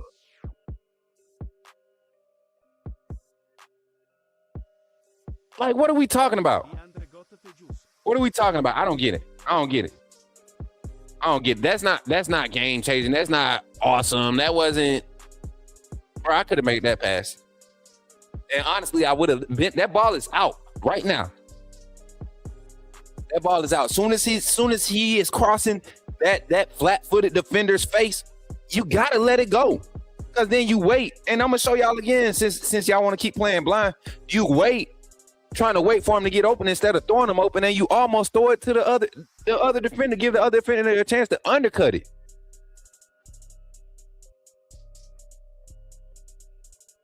Jesus, man. I don't know. I don't know what y'all call a good pass or a great play. That jump was almost catastrophic. Even the one where Horton had to push off in the back of the end zone, Ty just threw that up in the air, man. He just threw that up in the air. I don't know. I just want to see it better. I thought you was talking about the deep pass that pass where it should have been if he throws where you're saying that safety would have reacted. What? My point exactly. I'm done debating with Anointed Game. He wants so bad for it to be on everybody else but Ty Simpson, and the quarterback is the one that has to throw the ball at the end of the day. He has to throw the ball. And you can say it's play call. We need to run the ball more. But if I'm calling pass plays and I'm seeing wide receivers developing routes, opening up, and all I need for my quarterback is to release it while the receiver is in stride or the running back is in stride, instead of waiting for him to get to that spot, throw him to that spot. Give that a few chances. We've yet to see him connect on that deep ball like that too. Miss Jeremy Bernard, you miss Ryan Williams, you miss Latsier Brooks. Latsier Brooks, who's missing Latsier Brooks? I don't think I can outthrow Latsier Brooks.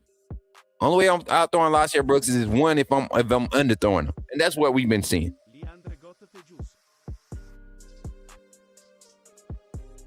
That wasn't no good ball.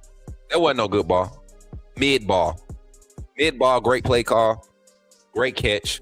Mid ball. It's okay.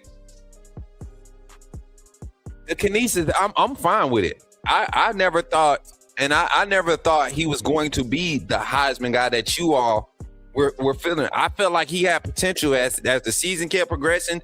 Protecting that ball just became the narrative. The 20 touchdowns to 1 interception ratio, that sounds so good. But when you start looking at other numbers, okay, this guy got 26 touchdowns, but and 9 interceptions, but he's got 26 touchdowns and they're averaging 34 points a game. While we're sitting here averaging 28? Barely averaging. We not last year against with this offense. Jalen Murrow had this offense averaging 33 points a game. Bottom line, Ty has to step up in the pocket and get rid of the football sooner and quicker, folks. Not just that.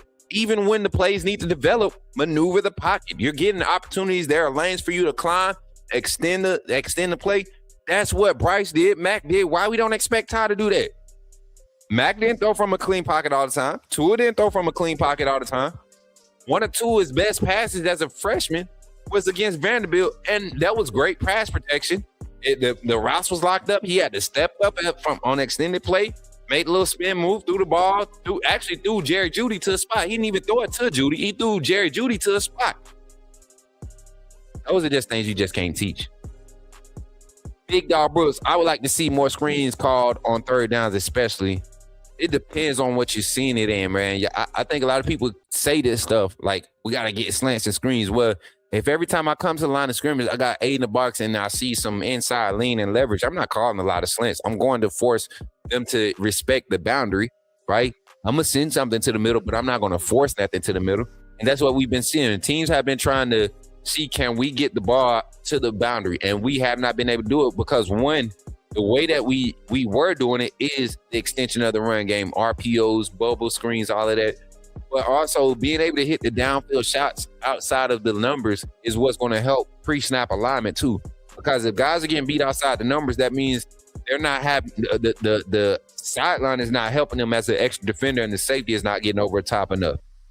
So you have to spread the defense out then, and that's when you'll start seeing a lot of those screens and those tight, like the tight end screen, Daniel Hill screen, AK Deer screen, those screens coming out of the backfield, the delayed screens, the jet motion screens, all of those help are able to be utilized when you can effectively attack the boundary, especially in the second and third phase.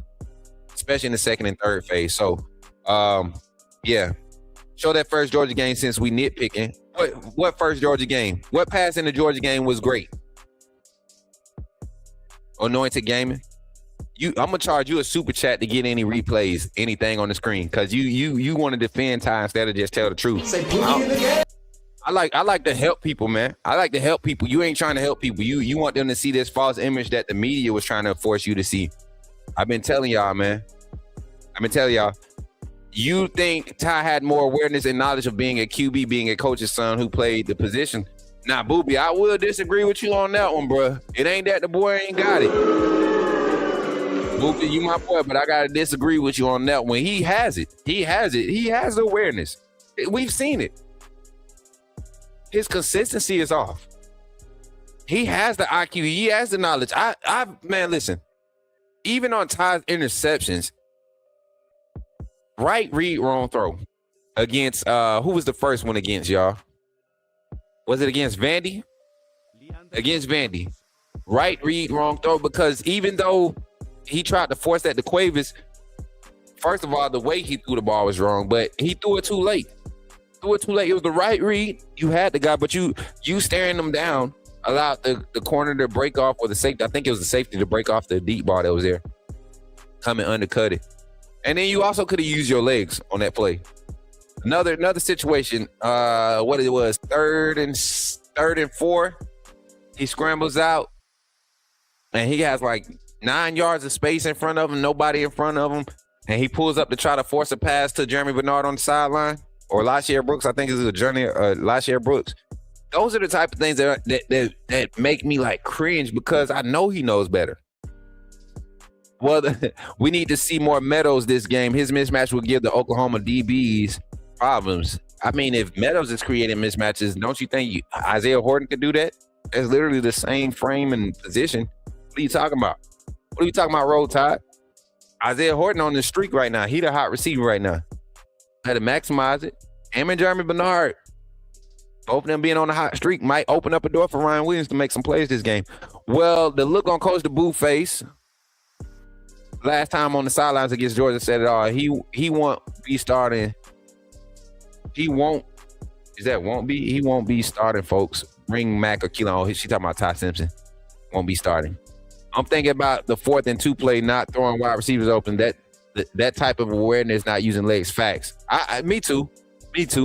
I do say he has awareness though. I won't say like I'll take Ty Simpson's awareness over Jalen Milroe's awareness at any point. It's just got to be rolling good for him.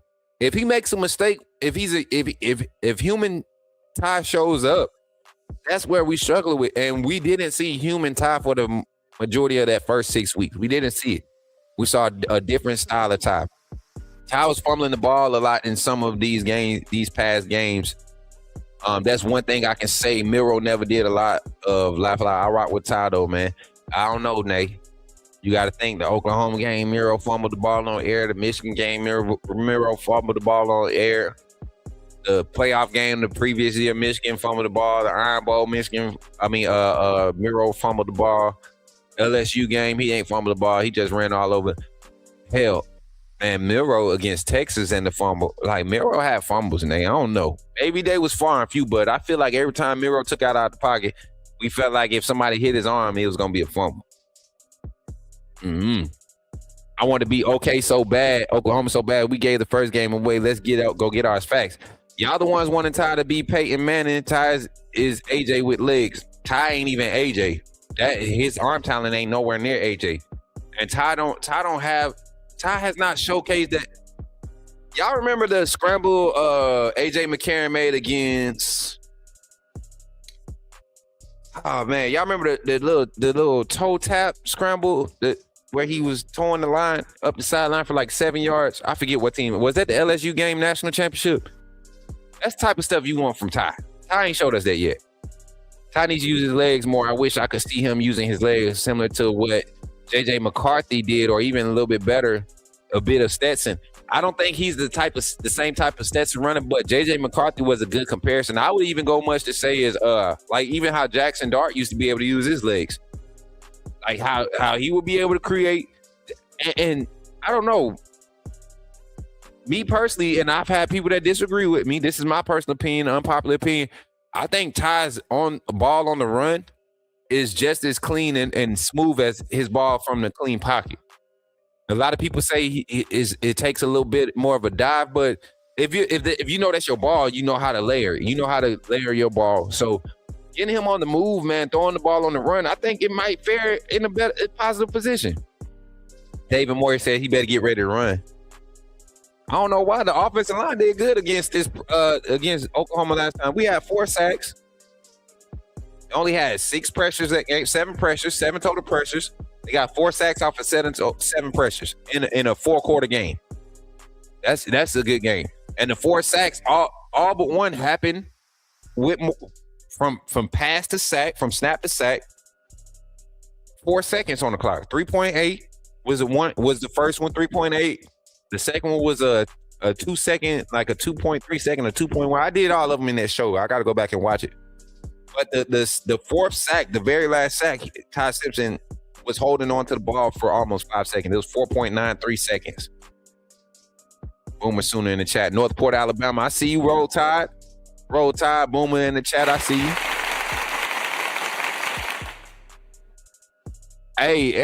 Hey, he gonna come back and he not gonna be the starter. And that's fine. That's going to be just fine. That was McElroy with the tightrope sideline. Yeah, okay. McElroy. AJ had some tough runs, too. Jake Coker had some tough runs. Jake Coker was not fast at all. But that man, he would tuck the ball, just kind of pick his way through spots, use his frame. He was a big dude, too. I don't think people realize Jake Coker was like 6'4", 225. 6'3", 225, something like that.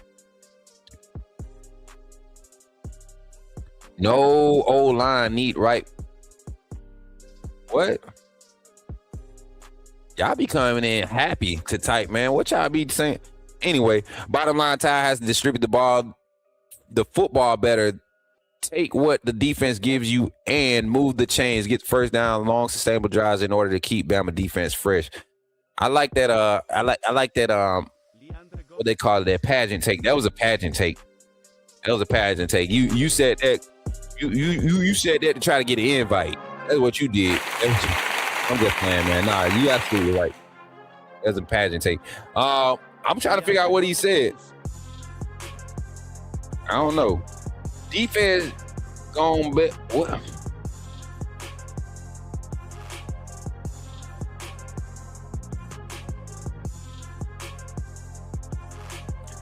Defense gone wild out. But it just depends if the offseason can put up some points and not turn the ball over, because turnovers.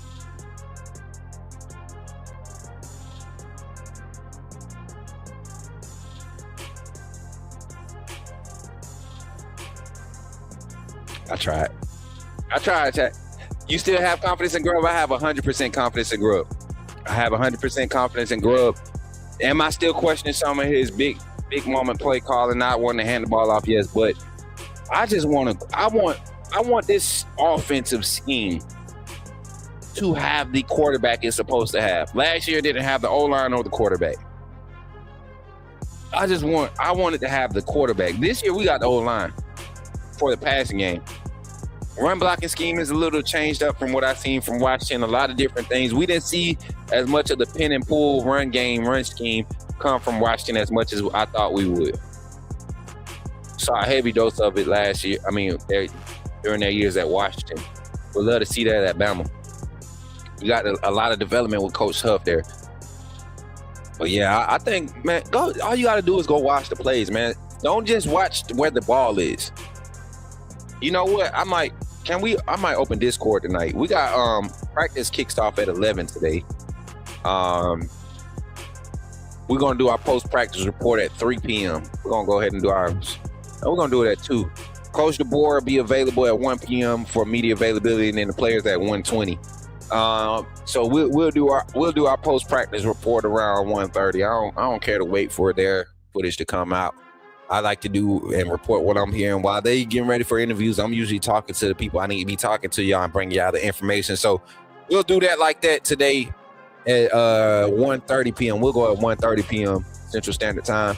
And then tomorrow, like I said, tomorrow morning, I will try to be getting on the road to get to T-Town so that we can be there for media availability, man. We want to get there early, try to get some content done, do our post-practice report on campus, see if we can do something like that, set it up, make that happen. Then Wednesday again, the final practice of the week before they hit the road on Thursday and do walkthroughs on Thursday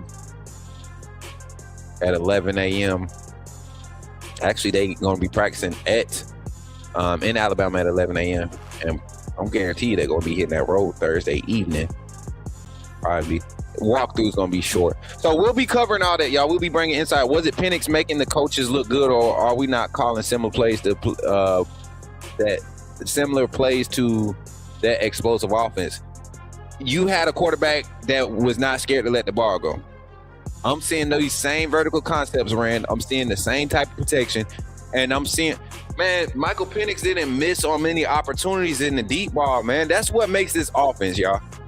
If your quarterback isn't able to hit, you give them 4 opportunities to hit that deep ball or to hit a deep crosshead in the third phase. It ain't even got to be a 40-yarder, man. Being able to consistently hit that 18 to 25-yarder is going to be key. And Ty Simpson is late on passes. He's underthrowing. When he's letting it go, we've seen some drops, but we've only seen those drops on those passes a few times. Got to see better production. Smook, why do you think it took 4 to 5 days for KD to address the Michigan job? Do you think he was considering it? No, the reason why I think it took him 4 to 5 days to address it because it wasn't even a conversation to be had. It was no reason that Michigan never reached out to him until he responded. So a lot of the stuff that you was hearing in that child following was a bunch of BS message board stuff like most of y'all always do, and I hate that for y'all. I truly do. I'm not mad at you for being on the message boards. I remember when the first time I got on the Bama message board, I was like 17 years old, and no, I wasn't even 17. Dang. That was like 2017, my first time getting on the message board. So I was 27 years old. And I got on the message board and I started reading it, looking at some of the stuff that was being posted. And you could tell by the tone, like who's who after a while, now that I've been in this industry now. Y'all got to stop, man. A lot of these message boards, and I'm going to keep putting it out there as we close out the show. Y'all got to stop listening to that message board material because it be people in there claiming to be like a relative of somebody that's important or is connected this way. And 9 times out of 10, especially on, I'm not going to say their name, but they're one of the biggest message board pushers for Alabama fan base. They go in there under aliases or different names, basically like burner accounts. Their staff goes in there under burner accounts and they post stuff and see if they can get some word around in the stick and get people to go out on the social sites and say stuff about it. And then when they report it, it's like they had some breaking news, and it's never close.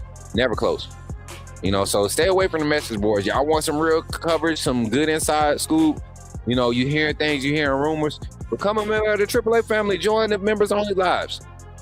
I wasn't gonna say that, but tomorrow the Tuesday live, if we're on campus, I'm probably gonna make that a members only live. Cause I have somebody that's going to possibly, I ain't gonna say that, but we got some things working.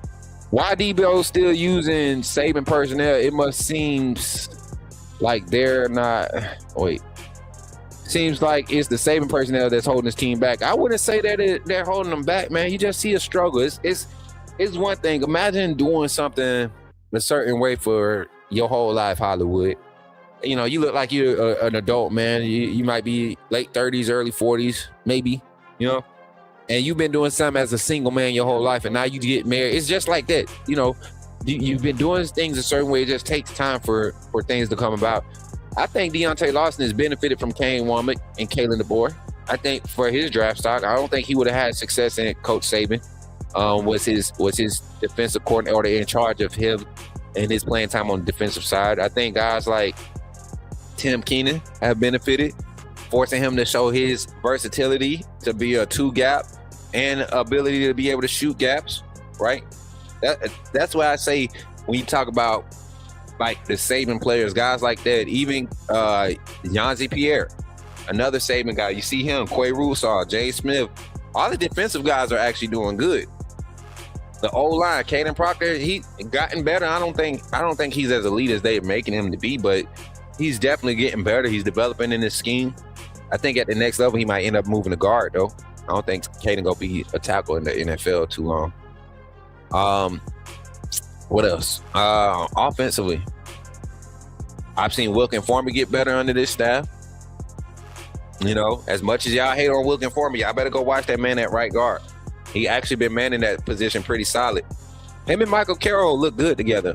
I think you just get more of a push. You get more tenacity. You get more everything with Michael Carroll and Jaden Roberts on that right side. Shout out to my guy Michael Smith, DJ Smitty, for tapping in and becoming a AAA member. Yes, sir. Hey, my boy Michael, you look like my boy Shaquille. I was watching Married at First Sight on Nashville, bro. Y'all could be brothers, man. No cap, bro. Y'all could be brothers, no cap. All right, we got some more comments. Yeah, agree. Smook Proctor will be a guard in the NFL. Yeah, that's just my. What up, though? Oh, this DJ Smitty from Twitter. You be on Twitter supporting through Twitter, don't you? I appreciate you, my guy. Much love, y'all. Let's check the likes. We got 45 likes. Can we get 5 more likes to hit 50 on the live stream, y'all? We've been vibing, man. Y'all had the numbers going crazy this past Saturday night for the post. It wasn't even post game. It was post practice stream. So hopefully today we get the same type of crowd, man, and bring y'all in and have some fun. But appreciate the 2 new members on the stream, man. DJ Smitty and my guy Sooners for Life OKC, becoming members of the AAA family. And I see y'all running those likes up to get us up to 50. If you haven't hit that thumbs up button, come on, y'all. We need 3 more to hit that goal. He said, did I miss anything? Just got on. Did I miss anything? Yeah, man, you missed the whole show. We an hour 40 minutes in. We about to end this thing, Jason. That boy said, did I miss anything? Man, it's I an hour and 40. I've been on here. You know, I've been talking. But now I'm about to go eat. I got to go do my workout. And then we're going to be live again let's go live at 2 p.m. We'll be live 2 p.m. with the post-practice report. It won't be members only this time because everything that I'm already, getting from yesterday's practice is just kind of rolling over. Everything's still rolling over. And hopefully, there's maybe some realistic change or rep distribution that we get some contact about for today's practice, because today, what's today? Monday. I honestly say Tuesday will probably be the last real practice for this game. Wednesday will be kind of like recovery, final prep. Thursday is walkthrough, and Friday is kickoff. So I'll be doing my best to get on campus, y'all. If y'all want to support that, man, think about donating to the channel, whether it's through super chat or direct donation, man. Every donation helps the channel grow, not only just the growth, but when we step out on campus to do on campus with Coach Smook, or we have to buy passes or anything, you all are helping fund that by, supporting and donating. So if you want to donate via Cash App, the QR code is on the screen. And once again, when you donate on Cash App, please put in the note, put donation, or put me in the game, put something in the notes so that we can understand what the donation is and who it's coming from. And we appreciate that. We had 2 of them. I forgot to announce one, and I didn't want nobody to feel slighted, man. I appreciate each and every donation that we get on the show. Let me pull it up for y'all real quick. This is from last week. As y'all remember, we called out Pat. Pat sent the $3 super chat direct dono. Sent the $3 direct dono saying, roll Tide roll. Appreciate that, Pat. And then we had another one. From my guy, Mr. Show Me. Divorce Fuller, man, sending the $10 super chat last week, this past Saturday, while we were live, man. Appreciate y'all for those donations / super chats, everything that you all are doing to support us. Tomorrow, the Chattin With Coach Smook said, man, we'll open the phone lines every show. Just because we didn't have phone calls this show don't mean we won't have none next show. But tomorrow morning, 8 a.m., we'll be going live. We'll be getting on the defensive side of things and talk about the key players on the defense. Just like we did today, we talked about the quarterback position room. But tomorrow, we'll talk about the key spot on the defense that I think is going to make the difference in the game.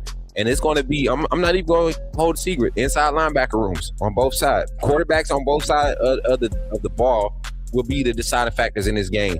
I guarantee you their production, their play, how they show up will be the main deciding factors in this game. It won't be in the trenches because I think we have a pretty balanced, even matchup there. But where the scales start to tip either side is based off the production and the overall play of the quarterback, 1, and 2, the inside linebacker room. Similar rotations on each side, similar production from each side. I would say Oklahoma linebackers have been a lot more efficient, but as of late, our inside linebacker room is probably one of the most dominant trios in the country right now. And we'll talk about that tomorrow. So if y'all enjoyed the show, put some fire emojis in the chat for your boy, man. Give it up. Give it up. Give it up. Give it up. Thank y'all. Thank y'all for tapping in today. Each and every one of y'all comments, each and every one of y'all like, your shares, your screen taps. Appreciate you for the 52 likes on stream, man. We appreciate each and every one of y'all, man. For real. Y'all just don't know. As we get ready to close out of here, man. We had I don't know if I should share it on this live. Well, I'll talk about it since we're closing out. We got about 2 minutes. So there's been some animosity established, right? Between myself and maybe a few other content creators. There's been some public animosity, not nothing that I've established other than my opinion about whatever's being said. So I got on Twitter this morning before I got on live, and tall boy Bama, his name is Trey Hines on his YouTube channel, and the reason why I keep saying this is because I don't know if this is my cousin or not, or maybe we might be related some way down the road, but it's funny because the way that he's talking in these comments, I'm sitting there like, man, that's like the petty stuff I want to say, but we're on the bigger and better things, right? But it was something that was said in reply to one of his comments that let me know that we're not only being watched but people really feel threatened by our community. People really feel threatened. For what reason, I don't know. It's content creation. Maybe you're scared that people are going to stop watching your content and end up watching ours. I don't shy away from sharing anybody's content. If you got good content, if I think you got good content, I'm gonna talk about it. I'm gonna ask people to share it. And if you want to donate, PayPal is right there too. If you want to donate PayPal, I forgot. But if you want, I talk about everybody's content, man. I'm a content creator. I'm an analyst. We're taking a new position with this company as a consultant and a strategic athletic advisory, placing athletes in the right spots as far as, giving them a good synopsis of the career, doing things like that, consulting. So we're doing what we're doing. I don't have time to hate on your content. But if somebody send me a clip and I go in there and I laugh because what you're saying is stupid or it's comedic and it's not, or if I go in there and I say, the way you interpret football, that's my opinion. And I could talk about that on my show. That's why I have my own channel. That's the reason why we're here. So you all can hear my opinions. And I'm not saying I'm important, but if I was doing this for numbers, I would have stopped doing it, a long time ago. I didn't start doing Bama content until 2021. Right. I didn't start doing, and even before then, the gaming content I was doing on YouTube, I was only doing it like once every 5 or 6 months when there was a special going and I needed to use the YouTube platform to promote. But as far as a full-time content creator trying to drive an audience on YouTube, we didn't start that until Kyle fired us. That year that Kyle fired us is when we started pushing it. I had came my YouTube channel January, or October of the year previous. So Coach Smook Network has only been established going on 2 years, right? I've been doing content on my channel covering Bama for 3 years. And the type of growth that we've seen over the past 3 years, not giving it, and literally, I truly believe if we had our channel established when we got pulled on to TDA for their post-game shows and the call-ins and the Bama Standard, if we were pushing ourselves then, we would be so much further. But we were just so dedicated to just being voices and helping the platforms that we were supporting. I didn't know that, the operations of everything was like this. So, we looking at it now. That boy Clark, he said, roll tears, roll, -3 rushing yards. Y'all should do a film breakdown. Who? You should. Oh, you said you should do. I don't want to do that for free. That's a lot of work, man. Why did Kyle let you guys go? Well, I'm gonna say this. I don't know if he let those guys go, Jaquan, but he let me go because the day that we were supposed to out, and this is a story, and this ain't like talking bad about him, but the day that we were supposed to be doing our live segments on the show, he didn't give us a segment outline or anything, and everybody here knows that before I went to Kyle's channel, I was doing a call-in show, and I would have my own like segment that I was doing, or my own show, Bama Parents Late Night, all of this stuff. I was having Bama Parents, and this was before I even started working at Bama Football on YouTube. I had started making these connections before that.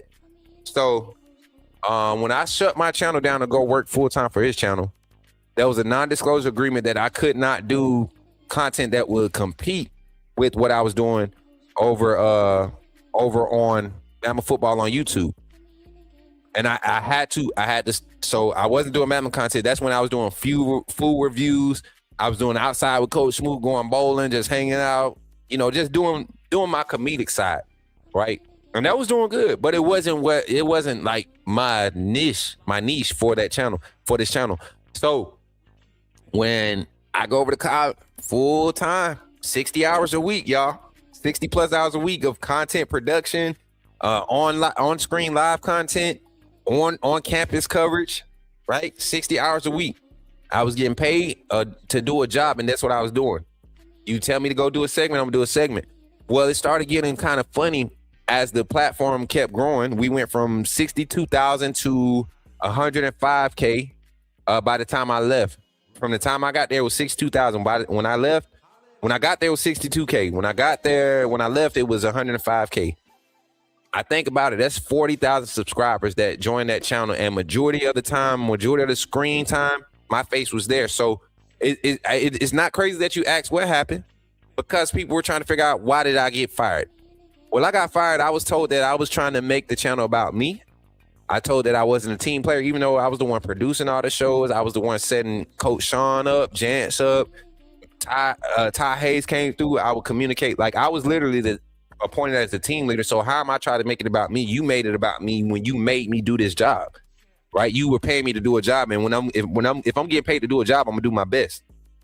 And that's what happened. I got too big for Kyle, and he didn't like it. And I questioned him on his leadership in a personal conversation between him. I questioned him on how he was, directing his team, because we had something special with that group of guys. And I felt like he was going to lose something special if he didn't handle it the right way. So, yeah, man, it was sad that day, MJ. I remember I came live, and after I agreed to go and work for that channel and told everybody I would, and everybody in the chat, we had like 30 people in the chat then. Everybody's like, man, you don't need to stop. He going to take advantage of you. I trusted Kyle, And I'm grateful to God, because I feel like if I would have kept doing what I was doing and got it the easy way, as fast as we were growing, I wouldn't appreciate it now. And so now I appreciate my journey. I appreciate all the tests and trials. I appreciate the snakes. I appreciate the freaking phonies, like Piano Man and all them that left. I appreciate that experience, y'all. And wish them the best. Now, I went through my season of hurt and wanted to get back at them, but I don't need to. I see other people speaking out louder than me now. So when y'all come over here, feel safe to ask those questions, but don't come over here trying to troll if you don't want the truth. And the Kangaroo Black, man, stop commenting on me. Stop mentioning me in your comments. I don't say nothing to, when people come in our chat and comment about you, bro, unless we live and I got something that I personally want to say about you, I don't let nobody tell me what to say. I'm a grown man. So, yeah, y'all can clip that and send that to him. Or unless you in here watching Kangaroo Black like you was last week. I'm just saying. All right, y'all, roll tide, chat. I'm your boy, Coach Smook. I appreciate y'all for being with your boy today and enjoying. I appreciate y'all for giving me my safe space to rant and close out the show. If you enjoyed the show, drop a like, share the content, show somebody. Better sounds you don't want to know. Oh, yeah, just go look it up. Go look it up. And you, I promise you, you will enjoy Piano Man. Comedic relief. Kangaroo Black, comedic relief. They are some funny dudes, man. They are some funny dudes. Don't go over there looking for football knowledge or inside scoop. This is what I don't go over there looking for none of that. But comedic relief, talking about good quality entertainment, both of them. Laugh your ass off. I promise you, every time. Hey, I mean, maybe it's not me. It's not me. There's only one Coach Smook. Just like there's only one Stephen M. Smith. There's only one, right? Now, there's a lot of Kangaroo Blacks. You got Uncle Lou over there with Georgia. You got the guy that's with Michigan that's been making some noise. The LSU guys, those brothers at LSU. There's a lot of those guys, antique fans that get you emotionally riled up and all that, right? But there are a few that actually can do that, entertain it, inform you, talk football, and be connected to the program. That's where the AAA family gets the advantage here. All right, that's where we get the advantage. So I appreciate y'all for tapping in, and tap in some more, man. Like I said, today at 2 p.m. we'll be covering post-practice coverage. And remember, when you see me in the streets, holler at me. Say, put me in the game, Coach Smook. I appreciate y'all for tapping in, man, and I'll catch y'all on the next one.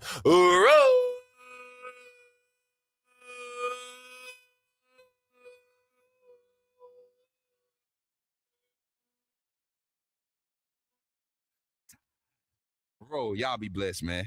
Put me in the game, Coach Smook. Put me in the game, Coach Smook. Like, share, subscribe. You know we keep it live. Put me in the game, Coach Smook. Put me in the game, Coach Smook. Put me in the game, Coach Smook. Put me in the game, Coach Smook. Put me in the game, Coach Smook. Put me in the game, Coach Smook.